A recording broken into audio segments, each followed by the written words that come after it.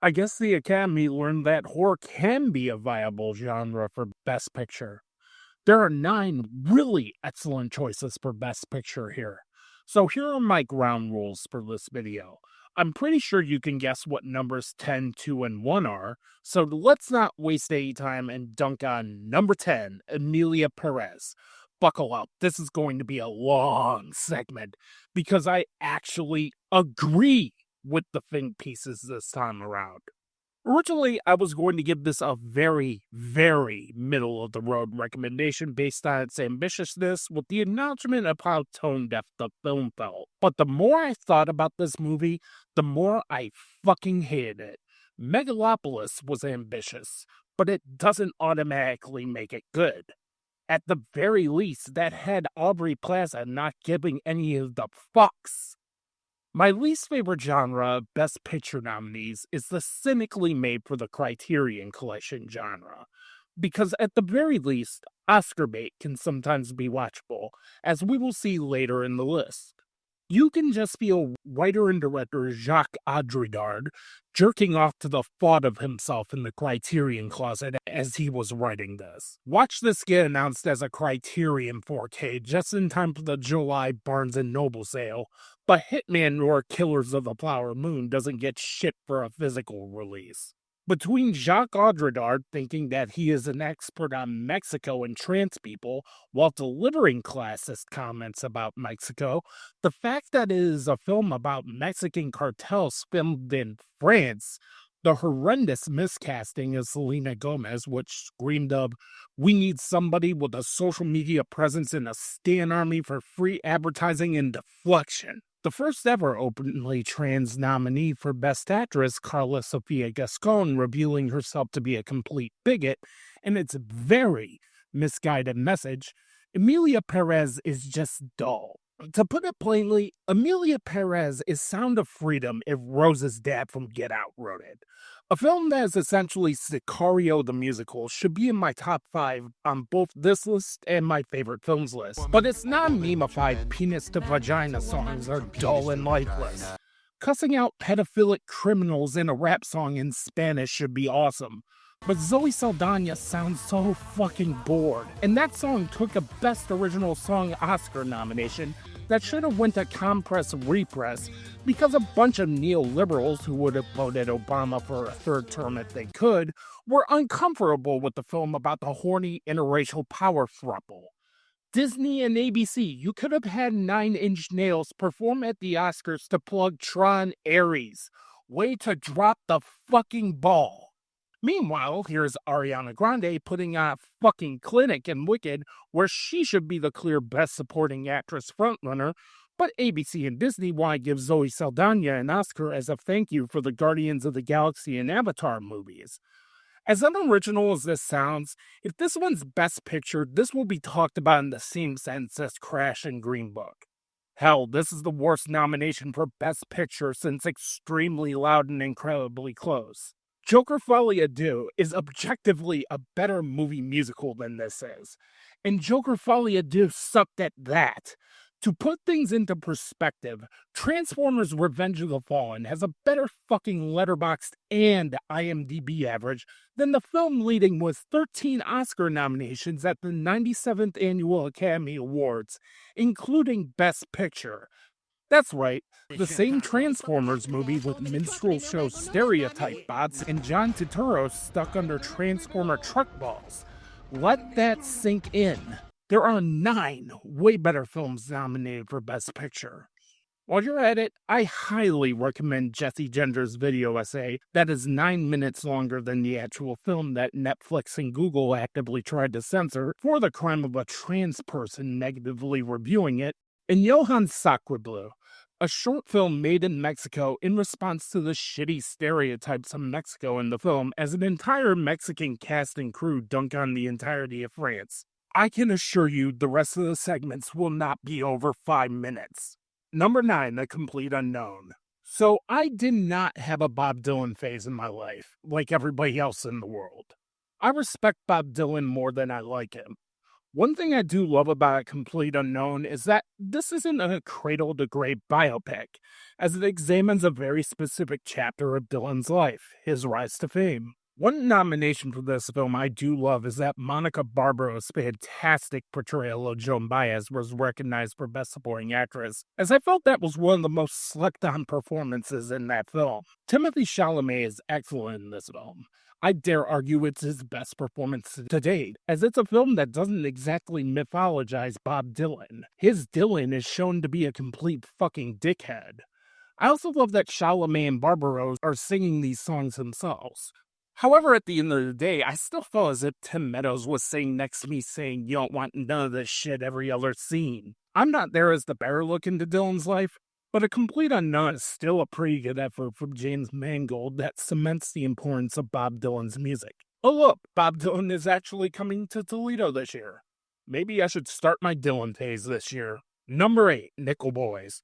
On the other end of the spectrum, there is the tailor-made for the Criterion Collection entry, where I like the film and get why it's nominated for Best Picture, but I feel it's a teensy bit overhyped. I'm told from an entirely first-person perspective of 2 black children inside a boarding school in Florida, Nickel Boys is an interesting look inside this boarding school as a minority in the 1960s and the heinous things their white administration did. Then add Hamish Linklater, who might as well be reprising his role in Midnight Mass as the slyly evil head of the boarding school, and Fred Hessinger booking any role he possibly can to distance himself from being a grandma's boy in Thelma, and you have a really solid Best Picture nominee. The last film I saw from a first-person perspective was Hardcore Henry, and that film gave me a fucking headache. With Nickel Boys, the first-person angle completely works. While I do appreciate how the camera work in and of itself becomes a main character, I feel it loses steam midway through the movie as it becomes very predictable. But this is still a film I recommend checking out. Hell, it should have taken Emilia Perez's Best Cinematography nod, because I'm tired of pissed yellow filters representing Mexico. Number 7, Conclave. Conclave was one of those films that I went to completely cold and saw purely out of obligation because this screamed Best Picture nominee. And I ended up digging the hell out of it. This is director Edward Berger's follow-up to All Quiet on the Western Front. This is a film that I like so much that I would have rather seen this become a limited series. There's a lot to love about this film. I love that the candidates for the papacy aren't exactly pious. I love the Game of Thrones level intrigue of picking a pope. Also, I love that this pissed off known bigots Ben Shapiro and Megyn Kelly. This should have been the 3.5-hour long epic, as I wanted to stay in this world more, and I wish some characters were fleshed out a little bit. Ralph Fiennes and Stanley Tucci are excellent in this film, and Isabella Rossellini totally deserved her Best Supporting Actress nod. If we couldn't nominate Jesse Plemons for his one scene in Civil War, then I'm glad we nominated Isabella Rossellini. Conclave was a genuinely wonderful surprise. Number 6, Wicked.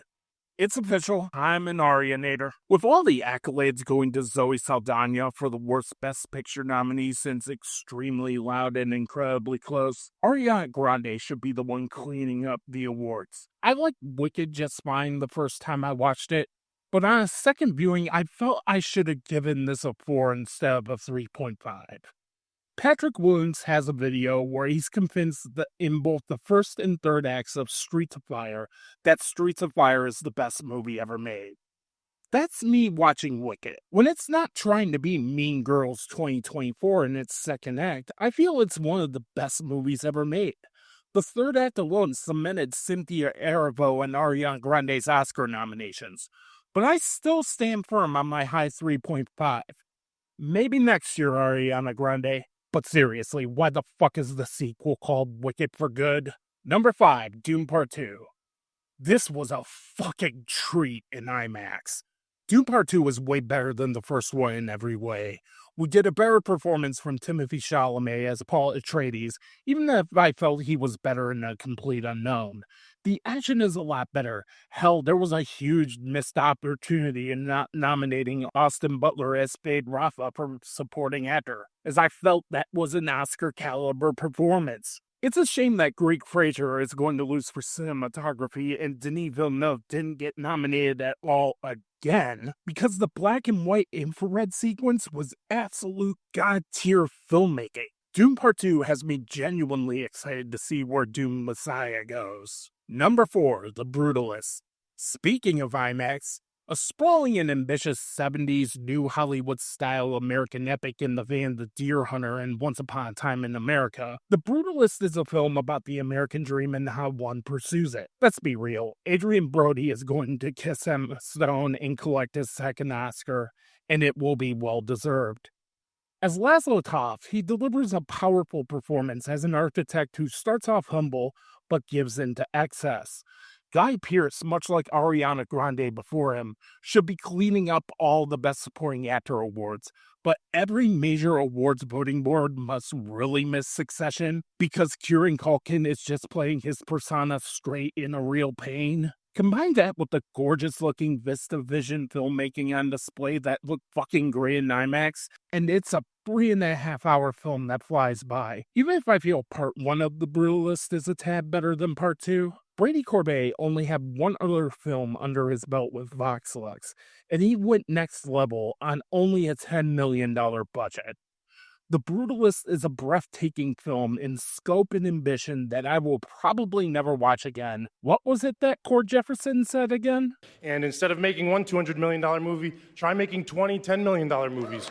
Or 50, right? 50 $4 million movies. Number 3, I'm Still Here. The last film I needed to watch before writing this video, I was worried I was going to have to turn this into a Substack article. This film was worth the hype, as I'm Still Here is a prime example of good Oscar bait, versus Emilia Perez's Pick Me to Be in the Criterion Collection Oscar bait. I'm Still Here is a film that says fuck fascism with its whole chest.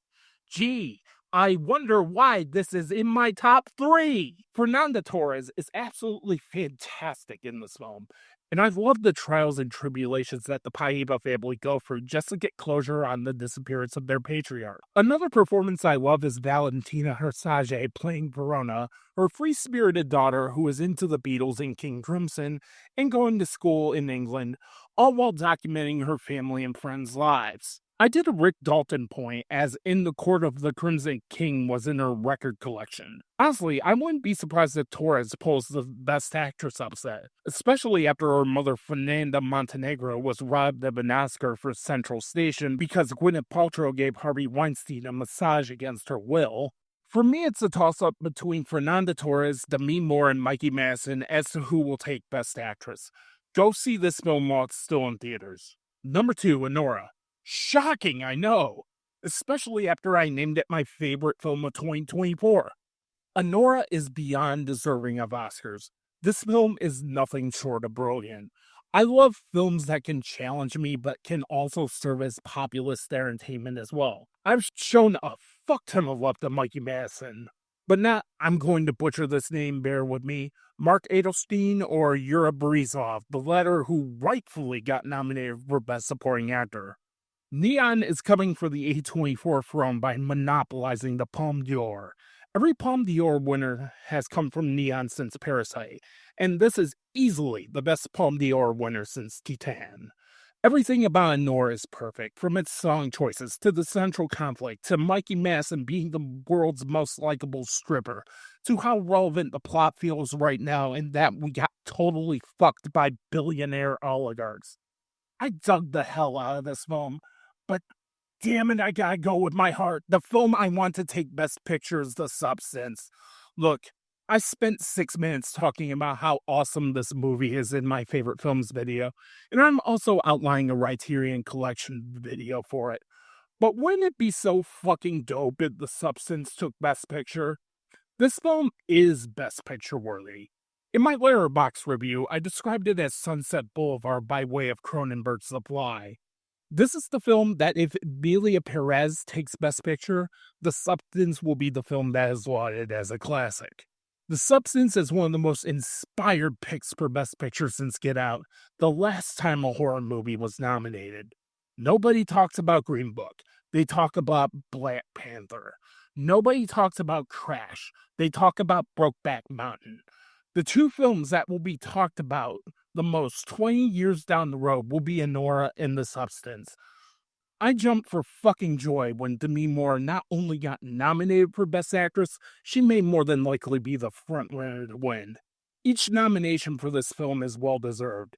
It's a snowball's chance in hell, but I'd love to see Coralie Farja take home the Best Director Oscar, or at the very least, the Best Original Screenplay Oscar. I absolutely adore the fact that this fucking gonzo masterpiece is nominated for Best Picture, along with 8 other stellar choices for Best Picture nominees. Be sure to like, comment, share, spread the word of New Rums Media. Follow me on all my socials at New Rums Media. And until then,